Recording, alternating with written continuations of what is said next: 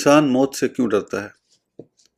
جب یہ حقیقت مسلم ہے کہ ایک نہ ایک دن ضرور مرنا ہے اور موت ٹالے سے ٹل نہیں سکتی، پھر بھی انسان موت سے کیوں ڈرتا ہے؟ اس کی کئی وجوہ ہیں۔ سب سے اہم وجہ یہ ہے کہ انسان دنیاوی لذتوں میں اتنا منہمک ہے کہ اسے دنیا کے عیش و عشرت میں زیادہ سے زیادہ لطف لینے کی خواہش رہتی ہے۔ عالی شان مکان ہے، کافی مال و دولت جمع ہے، آرام و آسائش سے زندگی بسر ہو رہی ہے، ہر قسم کی آسودگی ہے، ہر طرح کا چین میسر ہے۔ ان کو چھوڑ کر اور اپنے اہل و عیال سے بچھڑ کر قبر کی اندھیری کوٹری میں جانے کا جی نہیں چاہتا۔ قبر کی سختیاں اور عذاب کیسے جھیل سکوں گا؟ نہ کوئی مونس و مددگار ہوگا، کیا حال ہوگا؟